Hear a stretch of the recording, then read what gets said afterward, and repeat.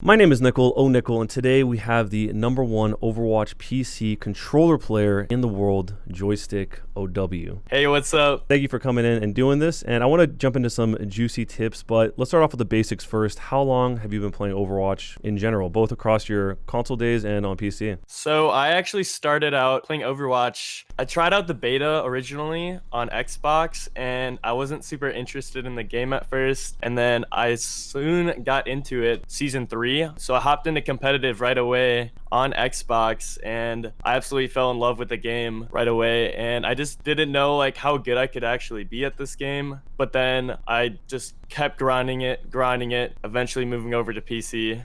What made you make the jump over to PC? So I just didn't really know like what I could do with like the skills that I had with this game. So I was a Grandmaster top 500 player on Xbox. I started out actually, well, my first season I finished in Diamond Season 4. And that's when I learned Reinhardt, which is like my main hero. So I basically just one-tricked Reinhardt, and I just realized how good I was with this hero. And I ended up finishing Grandmaster in my second season and top 500 ever since then. And so I moved over to PC because I actually wanted to play pro originally. I wanted to see what I could do with the skills that I had. I was like, I'm getting so good at this game, like what can I do? I want to see what the competition is like over on PC, so I had to make that move. Awesome. Yeah, and back then for all those early seasons, Ryan was like in every comp, Yes. basically, constantly. So what is your peak SR in now that you've been over on PC? So my peak SR actually for Xbox, I almost hit top 10, which was 45-17 at the time. And then on PC, I actually managed to top it using a controller on PC, hitting 4600, which was rank 3 world.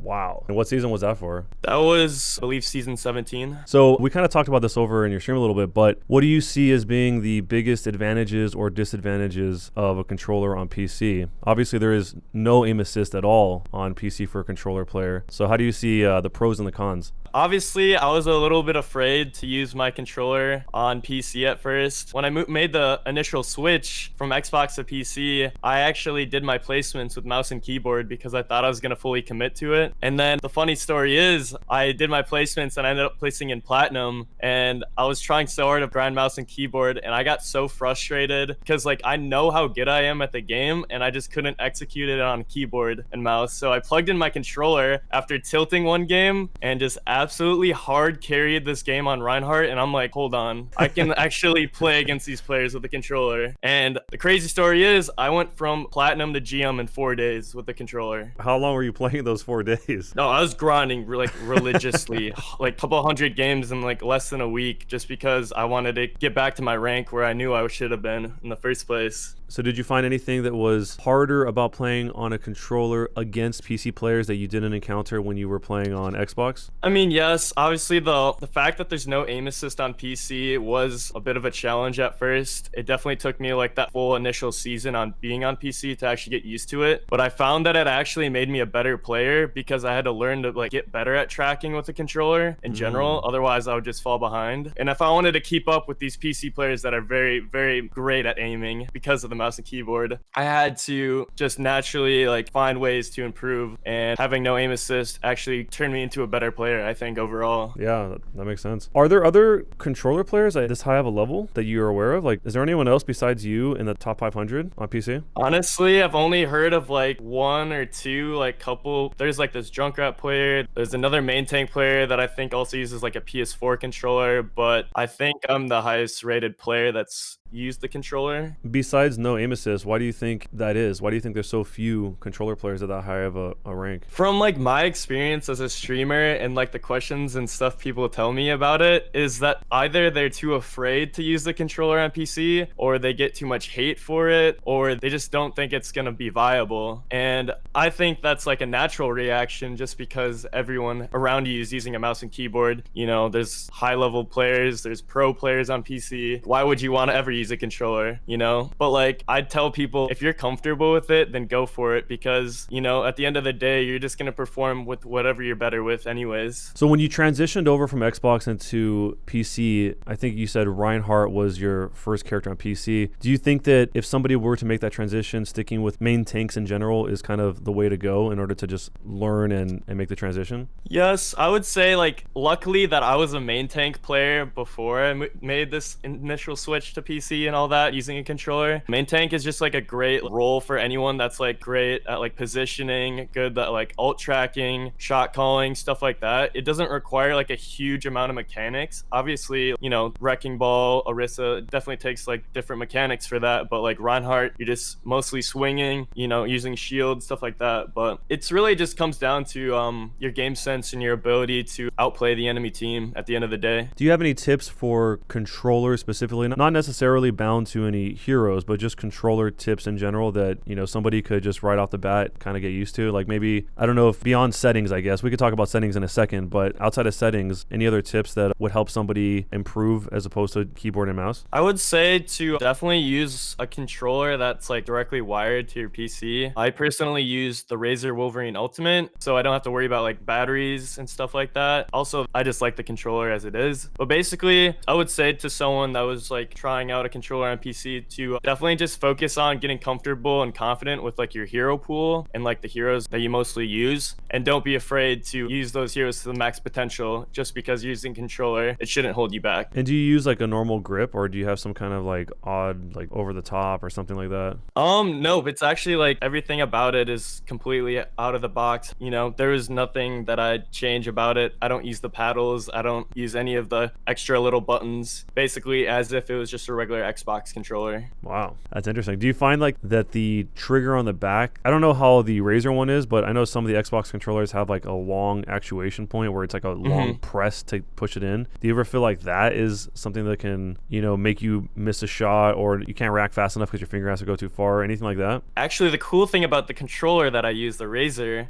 has like a trigger lock on the back, so you only have to press it halfway down. Oh, okay. So that makes a difference then, right? It does. It does. Okay, that's cool. And then, so in terms of the settings that you use for the controller, what are you working with? So I mostly like to run like really high sensitivity, just because I found it's just nicer in general. Obviously, I wasn't like that on Xbox. I actually ran a lower sensitivity, and then now I moved over to PC, and almost every hero I'm almost running almost 100 vertical, 100 horizontal, and then 100 aim smoothing. So like pretty high sensitivity. Which heroes are you not running that? I would say Reinhardt, Winston, stuff that I don't need to like do crazy like mechanical aiming with. It just depends really. So now in terms of, we can jump straight into a lot of the tips for individual heroes if you're up for that. I know that you have a bunch of videos on advanced tips for different characters, but focusing from, when possible, the controller side of it, what is your most played hero on PC? Is it still Reinhardt, or is it something else? Yes, definitely my most played hero of all time on PC is for sure Reinhardt. Okay, so let's start with Reinhardt then. You can go as in depth as you'd like in terms of any particular situations or anything that would help people like kind of learn your thought process for playing Reinhardt with a controller. So with Reinhardt, I would say the most important thing is actually staying alive. A lot of people that want to learn Reinhardt think you have to be like the #1 like hero on the field, the one that like gets all the kills, stuff like that. But like the best Reinhardts are actually the ones that like never really die that often and stay alive and play to protect their team more than like try to hit big earth shatters and stuff like that. Maybe I've seen a couple of different games, but it seems like you play pretty aggressive Reinhardt though. Is that? I do play a very aggressive Reinhardt just because I have a lot of experience and confidence in my abilities to land the abilities, and just being able to play against like the highest Overwatch League main tanks has really taught me to play like patient but also like aggressive when I can. But yeah, I guess for Ryan, I would say like the biggest thing is to make sure that you don't overcommit to anything. Never just straight up pin into the back line. I know a lot of people just want to do that and just get into the action, but the best Reinhardts in the world are always the ones that are the most patient. And if you see the enemy Reinhardt and you know they have Earth Shatter, the best way to know to block it is actually just knowing that they have it, or just assuming that they have it, and you will just naturally play better around it. Are you still trying to, you know, wait for like 6-man Earth Shatters and stuff like that, or how are you playing your Earth Shatter? I actually don't really plan it, to be honest, but I just look for different openings. Like if they're obviously one of the most common things is if they fire strike strike, or if like you can tell that they're like low on shield, they're gonna try to like ease off a little bit from the fight, or like taking an earth shatter behind the cart where they can't even see you, like the payload. You can like do little things to like hide yourselves, or like I like to go for flanks too as well. Big flank shatters are always can throw off an enemy team. When you're playing in like your top 500 games, are most people aware? I mean, I guess because of your username, they probably are, but most people are probably aware that you're playing with a controller? Actually, not as much as you would think, actually. I mean, the people that know me are like mostly the streamers and some of the high level pros, or like some of just the ladder players, but like, you know, not everyone knows I'm using a controller, which is kind of the funny thing. And then when they find out that I am, they're freaking out. In one of your Reinhardt videos, you're saying something pretty interesting about like, I'm probably gonna say this wrong, but like you're not standing there just to like hold a shield for them. You're only putting up at like strategic moments. You know what I'm talking about in the video? Exactly, yep. So I don't use my shield just to like hold shield. I use it to just actually block like specific abilities coming my way. For example, if there's like a Widowmaker high ground, I'm making sure that I'm blocking that angle and then repositioning myself to block like Junkrat spam coming in from the left. I'm not just holding shield just to hold shield, you know? Otherwise, it's just gonna break immediately. It's more important to use shield when you actually need to use shield, other than just like, you know, the idea of just holding it up just to have it. Yeah, you don't want the shield to break, basically. It takes a little extra time. Right. So what are your thoughts on Sigma as a controller player? Sigma is actually probably I would say second best hero to play with a controller regarding tanks, actually. And I didn't think this at first, but you know, as soon as you get used to his primary fire and like the way he like moves and stuff like that, it's actually really great with the controller. I kind of developed Sigma to be like my second best hero recently, and I think he's just such a strong hero in general, just because he can just kind of do everything. He can hold the front line, he can take the angles, he can contest the DPS, he can really just do it all. Yeah, do you think was it an issue in the beginning, like landing the rock and landing the primary fire because you're on a controller? I mean, I kind of do have pretty good aim for a controller player, but I just took a lot of just practice and just learning the hero, and really it's about grinding it out, learning the timings and the trajectory of like the rock and stuff like that. It's really just about like grinding the hero out more. And I saw that you were saying that you feel like Sigma could be a pretty strong carry. Do you still feel like that? Oh yeah, absolutely. I think Sigma is the best tank in the game right now, personally, just because he really just can hard carry the game. If you're landing all your shots and you're shielding off the major abilities coming your way, and if you're landing the rocks that you need to land, canceling ultimates, stuff like that, you can make a huge impact. How do you prioritize in your mind what the best ultimates are to cancel? What do you think is, if you see like multiple opportunities, who are you going to pick first if you have your rock up and ready to go? So the most important ultimate to cancel, most likely with rock, is the enemy's Sigma's ultimate, actually. That's like a really hard rock to land, but like if you do hit that, it's basically their entire enemy team's win condition, and you just cancel that entire thing out. But a more easier rock to hit is like McCree High Nooning or like Moira Coalescence. I mean, I won't say it's easy to hit, but like those targets are like gonna be more closer to you. Or like a Nano Blading Genji. I mean, that just takes practice, but you know, if you do hit those are very, very important. So what are your thoughts on how to get the most value out of Sigma's ultimate if you're the one using it? The thing about Sigma's ultimate is that I don't think personally it's a great initiation ult. I think it's actually a good mid-fight ultimate. After like the enemies have already taken a little bit of damage, that's when it's best to use it. Or like when the enemy Orisa has already used her gold ability, like her fortify ability, so then you can like get both the tanks in the air or like a couple squishies in the air. Or if you force out Baptiste Immortality Field, that's like a green light to use as a ultimate ability because they can't live through it basically. So do you feel like Sigma right now is a must pick, like currently where at the level you're playing at? I would say at the highest level of play, top 500, definitely he is a must pick. I mean, the majority of the games I get into is Orisa Sigma double shield at the very, very highest level. But like, you know, depending on the maps, you can get away with different dive compositions with like Wrecking Ball, Winston, Reinhardt, Zarya, depending on the map geometry. Do you know on average how many hours a day do you play? I would say I usually plan on streaming for like 5 to 6 hours, but sometimes it ends up being like 8 to 12. 7 days a week? Yes, almost every day. Yep. So you got a lot of hours in the game then, basically. Yes.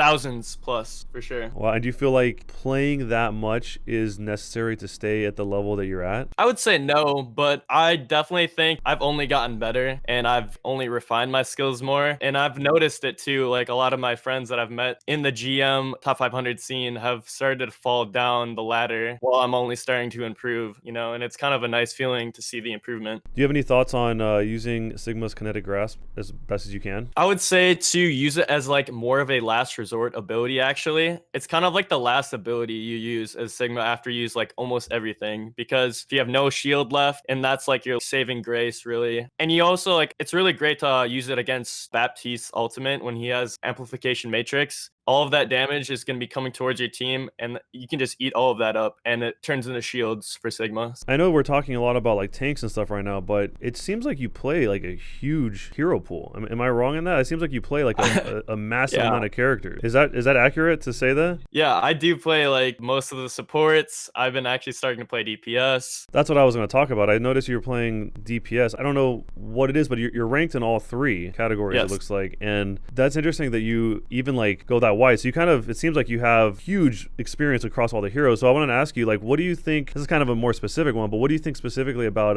Doomfist on a controller? Is that more or less viable than other DPS on a controller in your opinion? And why? I would say more viable than most of the DPS heroes, just because of like his brawly playstyle is kind of like fits the controller almost like really well. It feels good playing Doomfist with a controller. What is your most played DPS on PC? I would say, well, right now it's definitely Genji, but like over across the seasons, it'd probably be, I want to say, I can't really pinpoint one, because when I play DPS, I just play like the most situational like hero to the map. I could say like my top three would probably be like Genji, Doomfist, Junkrat, and McCree. Also, Doomfist is up there then. That's Yeah. one of your top 3. Mhm. Okay. I don't know if you've ever made any videos about Doomfist. If you did, I missed it. But what are all of your advanced tips on Doomfist on controller? Because that seems like to me like one of the most interesting ones to play on a controller. What should somebody do besides playing more and developing game sense to get good at Doomfist on a controller? I would say to definitely practice with a high sensitivity with Doomfist, just because all of his abilities are important, even if you don't land them all, to make sure you can get out quickly. Because if you're like stuck trying to turn too slowly, it's going to be hard to get out with that such a mobile hero. Make sure that whenever you try to initiate with Doomfist, you have at least 1 or 2 of your abilities up so that you have an escape route. That's how I like to play Doomfist, is always know how you're going to get out before you go in, just because you never want to get stuck. And if you have your ultimate up, it's kind of like an escape free card too, so you can just go all in with Doomfist, and then like if you're about to die, pop your ultimate ability and get out easily. Yeah. Do you normally do that, or is that kind of like a last resort type of thing? I've definitely set up for that. I would never just use Doomfist ultimate just to use it. It's just definitely just a get out free card, kind of similar to like Winston's Primal Rage or like Diva Bomb's mech. You can just use those as like a second life almost. That makes sense. And why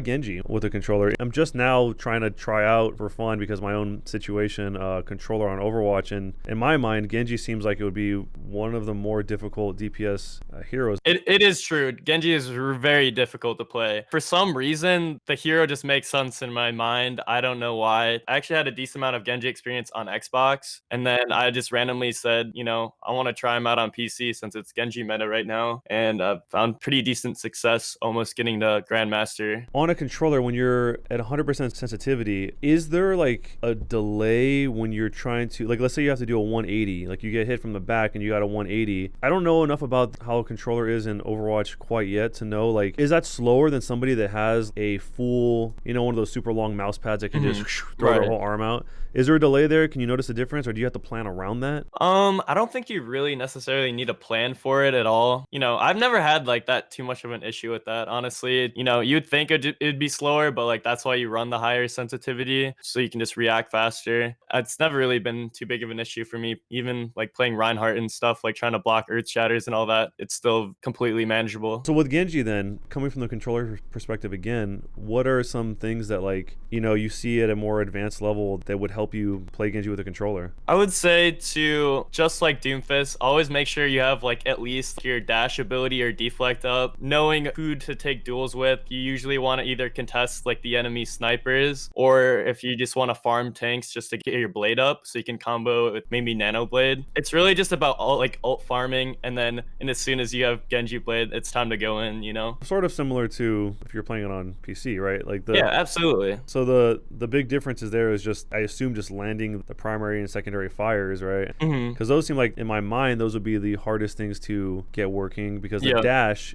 as long as you're like lined up, you'll get the dash, right? Yeah. What is your most played support? My most played support is definitely Brigitte, yeah. Okay, let's talk about Brigitte then. That's actually, when I was interested in trying to learn controller on PC, because like I was talking about this before we started recording, I have like a wrist thing that makes it really hard to play Overwatch competitively with a mouse. It's not fun. So I've been toying with the idea of kind of playing casually with a controller, but it's like being a newborn baby basically and trying to like learn how to walk. It's not easy for somebody who didn't grow up playing like console shooters. I've only ever had like PC shooters my whole life, you know what I mean? So it's like learning a whole new thing. But somebody recommended to me to start with Brigitte, which coincidentally I think is my second least played hero of all heroes. So it was kind of like a new hero and a new input method, whatever, at the same time. But it actually felt pretty like normal. I don't think I would have done that much better with a mouse and keyboard, in my opinion. So how do you feel about Brigitte on controller? I would highly recommend Brigitte on controller, on PC, definitely, just because she's basically like a mini Reinhardt, kind of like, it's more of a brawly playstyle, and I think that really suits controllers a lot. And I played a ton of Brigitte during GOATS meta and kind of then on. I actually got pretty high ranked just like mostly playing Brigitte, almost 4,500 playing Brigitte, almost the #1 Brigitte on Overbuff at one time.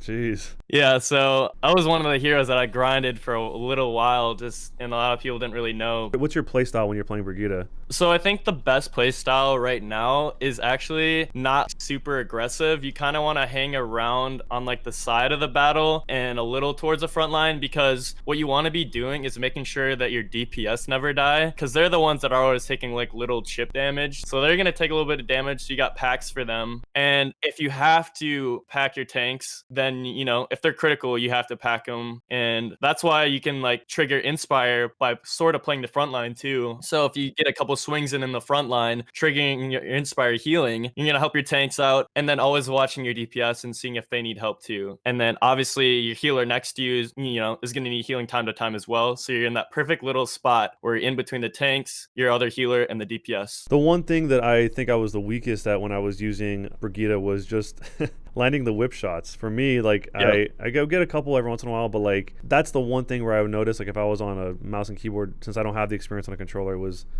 kind of hard. But how do you use the whip shots most effectively when you're playing Brigitte on a controller? I would actually say to like trigger your Inspire healing. It's easiest to hit a whip shot on like tanks. So if like you absolutely need to like get that healing off, to just whip shot a tank, or like if you see like a DPS on high ground, hitting a whip shot on those targets is really good too, to like get them out of position and stuff. Other than that, when like maybe if like a Genji is diving you, maybe like Winston Diva's diving you, trying to like boop them off their dive and stuff like that, those are like ways to stop a whole push almost too. At the level you were playing at with Brig, how often are you actually able to get like a whip shot environmental kill? Is that something that people like at that level just they won't even allow happen, or do you still get it pretty frequently? It actually happens pretty frequently, I would say, depending on the map obviously, but it definitely does happen. I would say look for environmental kill opportunities as much as you possibly can. Most satisfying kill in the game.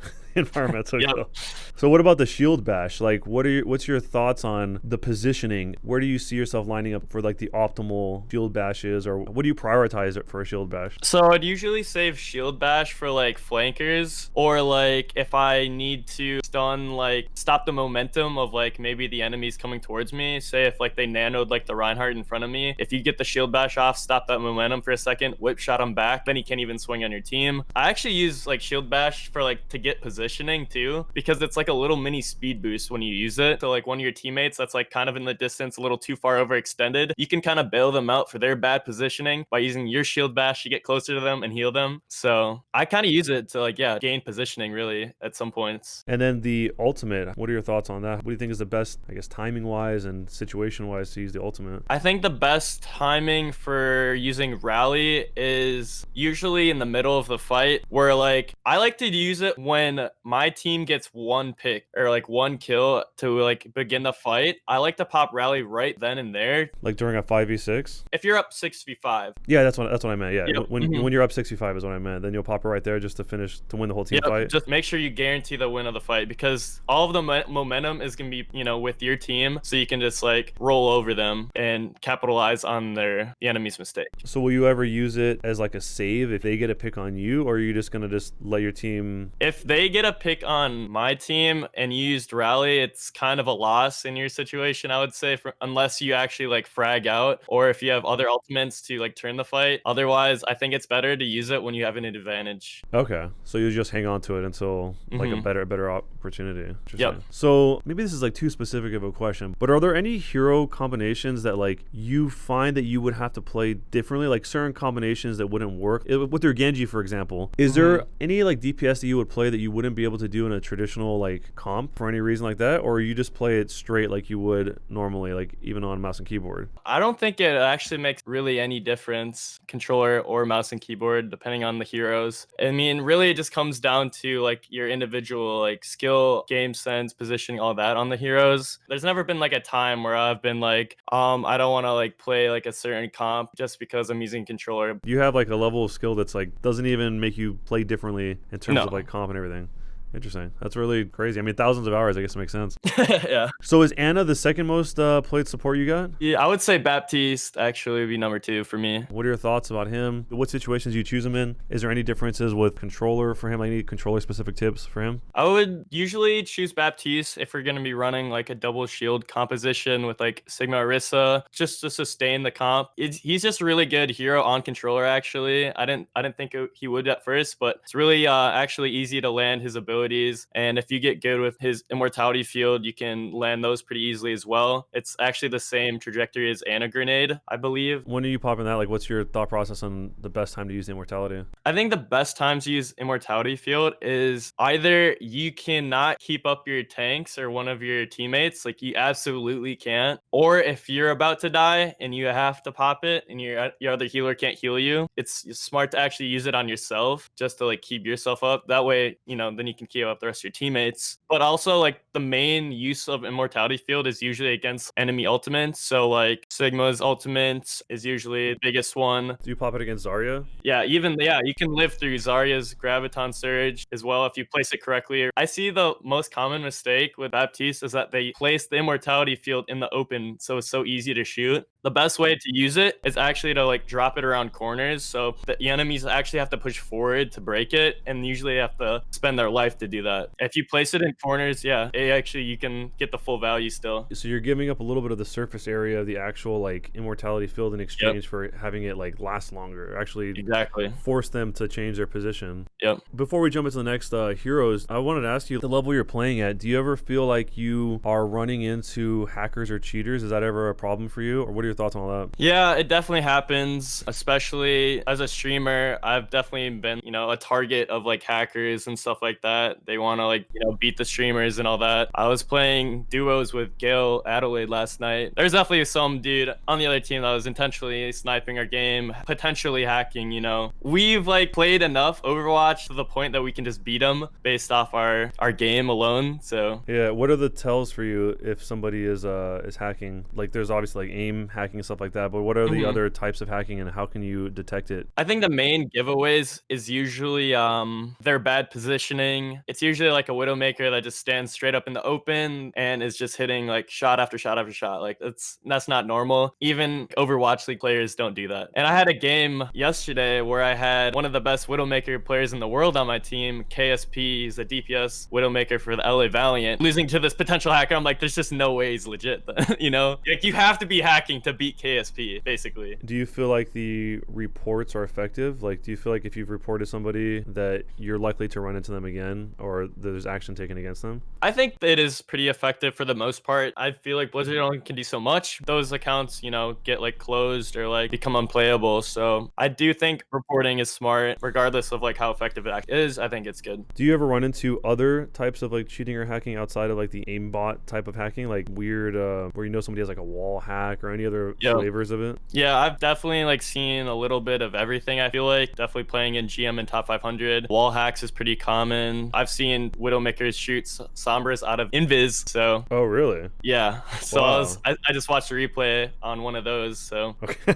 That's got to be frustrating to play against. Jeez. But before we jump back into the rest of the heroes, outside of game sense, playing the game more, everything like that, what would you say to someone who is trying to just learn how to get better positioning in general? Let's say, for example, just Reinhardt. How would somebody who is new to the game, who just wants to get good at positioning and knowing how to, make the most use of it, what do you think is an effective way to learn that? Or what's the most efficient way to learn that? So I would say to anyone that's like learning on like how to improve their positioning, to make sure that you prioritize your own life. I know it's kind of like a selfish play style almost, but you're gonna get the most value and enable your team to the highest potential if you're alive more. So instead of like trying to go out of your way to get a bunch of kills, stuff like that, focus on just staying alive. And if you're like finding like situations where like, oh, I'm probably gonna die here, play a little bit slower, or like take the high ground instead, or like play behind shields a little bit. If you play to stay alive, you're gonna win more games 100%. So basically, let the positioning follow your own survival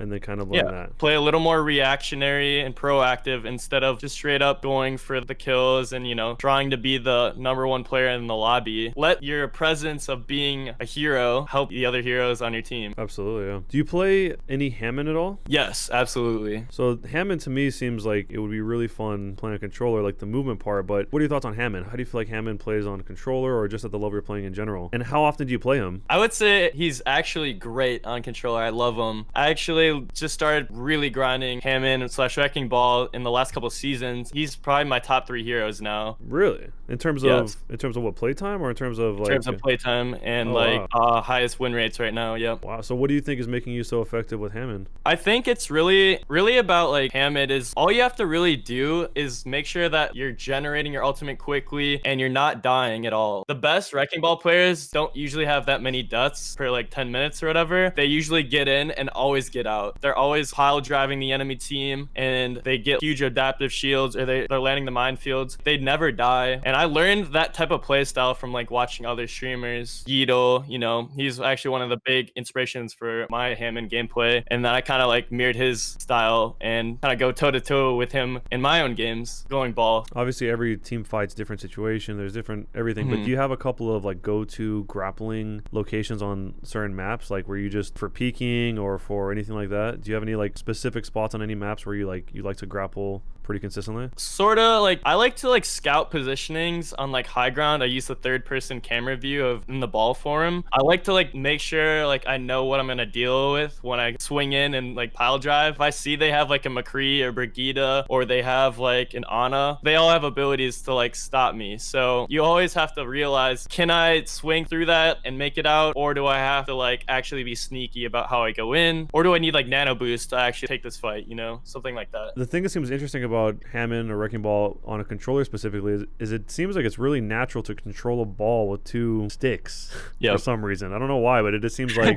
it's kind of like, in certain games where you fly a helicopter. It's easier to fly a helicopter with a controller for a lot of people than it is with a keyboard and mouse. That's the reason I brought that up, because it kind of seems like some aspect of Hammond seems to like kind of just fit naturally with a controller, at least when he's still in the ball form. I don't know about when he has his quad cannons out or whatever, but what about the minefield? When's your like go-to time to use minefield, his ultimate? I would say the go-to time is kind of when the enemies have already started to push in a little bit and like when the fight has already started. You don't want to like use it too early because then it's just too easy to dodge. I like to use it when almost least expected in the middle of the team fight. That's when you can catch people off guard, or you can actually either zone out the entire enemy like point or like actually get a couple kills with it. And for adaptive shield, there's a little bit of like a risk reward because it's based on how many opponents are nearby. So are you consistently trying to go for like the most amount of adaptive shield, or do you just use it like as needed? What's your whole thought process on how to use it? I use it basically every single time I go in. I like to grapple in, slam, and then pop the shields, and then obviously you'll get like a couple hundred off of that, and then you'll do some damage with your guns and get out. It's really never a good idea to go in without your shields because then you have like no protection at all. Sometimes you have to use it like win a 1v1, for example. If you're trying trying to grapple onto like a Widowmaker or a Hanzo on like high ground, they're like alone. If you pile drive them, you're gonna have to use your shields to make sure you guarantee to win that 1v1. But you don't want to engage if you don't have the shield up and ready to use. No, like, it's not. It wouldn't be smart, I would say. How do you feel about Hammond in 1v1s in general? Do you feel like he can take a lot of 1v1s? Oh yeah, absolutely. He's one of the best duelist tanks, I would say, actually. He can basically 1v1 like almost any hero that's not Mei or complete direct counters. I would say he's like a really underrated hero. If you make sure that you're grappling in, booping the enemy, pile driving him out of position, you know, taking out your guns, getting in a couple melees in, you're gonna win the 1v1s pretty easily. So at the current time, when would you choose Hammond over like the Sigma Orisa duo? In what situations would you go for Hammond? I actually mostly run Hammond on control maps or like wide open high ground maps, Watchpoint Gibraltar, Eichenwald, the streets phase of that. Maps where you can scout out from the high ground or like stall the payload. I've had situations where you have to push the payload through like the streets, right? The enemies have all pushed up past me and I'm literally sitting on the cart, behind the cart, hiding until they finally realize like a minute later that the cart's not even moving because I've been stalling it for the whole time. Little stuff like that can change games and win games just because they're not making any progress. They're not pushing the payload, so.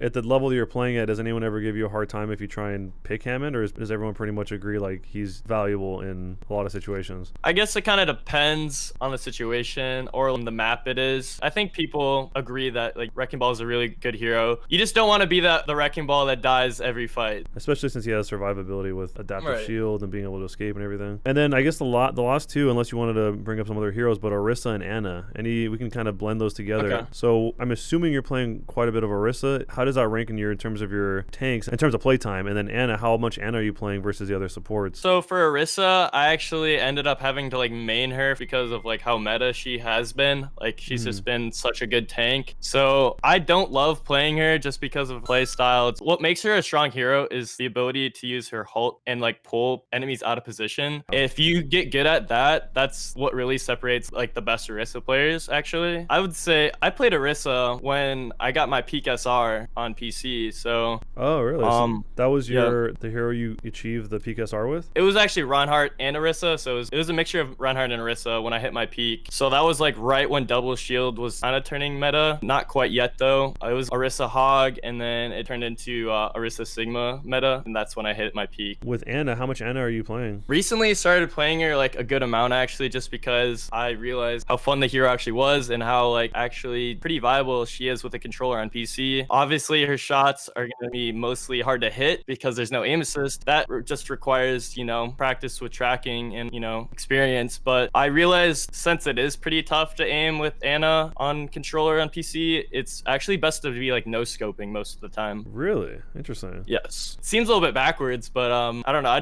I'm literally sitting there like no scoping 80% of the time and then just landing nades if I need to. And then sleeps are just like, if you can hit those are great too. That seems very hard to hit with a controller, at least from my perspective. I don't think I could ever hit a sleep on a controller, but when you have the level of tracking that you already have, I guess it's all the same. So can you talk a little bit more about why no scoping, some more of the details, and like what's your thought process behind that? Sure. I just think the no scoping aspect of playing Ana is it's just kind of easier to like not have to do like huge flicks with like trying to like zoom in and trying to like be way too like specific on who you're healing. I just think it's overall just easier to just no scope, play closer to your tanks, or if you have to play long range, then you have to like scope in obviously, but I like to just play like a closer play style to my tanks and just no scope, keep them up, and then use my scope in if I have to hit like a DPS or something. Oh, like a far off DPS, like someone who's... Yep.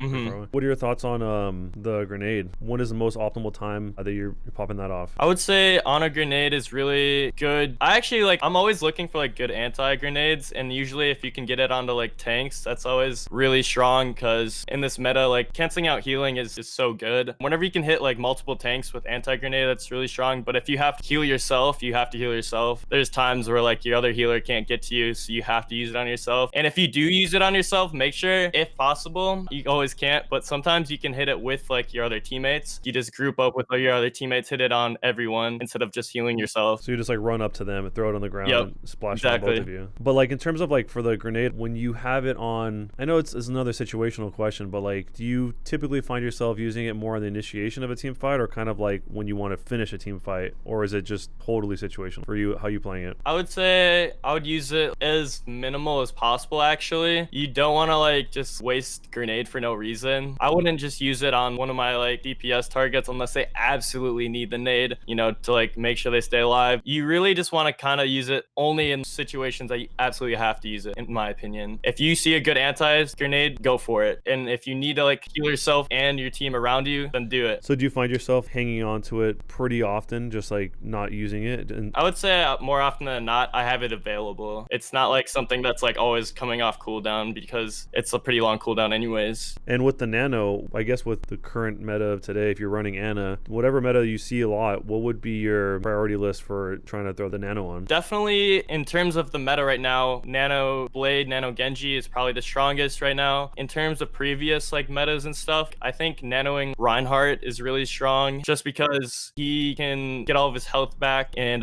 just sustain the front line. Even nanoing Winston is really strong if you're running like a dive composition. Also kind of the same situation. If your Winston gets low, you can pop nano on him and also farm up that Primal Rage ult charge as well. And popping nano on the Reinhardt's like that original Ana trailer, if you remember that. Yes. That was like the original example. The first nano target was Reinhardt. Cool. Well, if you have any other heroes, we could talk about them. If not, I was going to ask you, what are your plans in general with Overwatch? Are you planning on shooting for OWL in the future, or what is your status in general? What are your thoughts on where you want to head competitively? My original thought moving to PC was to play professional. After playing like multiple open division seasons, almost getting into contenders, I realized that scrimming was actually a lot and I really fell in love with streaming. I've been really focused on streaming and building that community. Basically, my focus is just to spread my message of using a controller on PC and showing people like how viable it actually is through streaming on YouTube. And I don't really have huge plans to play professional or anything like that, but I would love to like sign an Overwatch League team as like a content creator someday. And so speaking of that, how can people find you? You stream on Twitch, and what is your Twitch URL? When do you stream? Where else can people find you? I know you have a YouTube channel if you want to talk about that as well. Lay it all out. Let people know where they can find you and learn about everything you're doing. So you can catch my gameplay on twitch.tv/JoystickOW. I stream every night, 8 p.m. Eastern. You can also check me out on YouTube, JoystickOW as well. You can also catch up with updates on my Twitter. Same thing, JoystickOW, and Instagram is the same as well. Well, thank you so much for taking the time to do this, man. Anyone who's watching this, if you guys have follow-up questions, if we ever do one of these in the future, leave them down below in the comments and maybe we'll ask it to them. But yeah, thank you, man. Appreciate it. Thank you.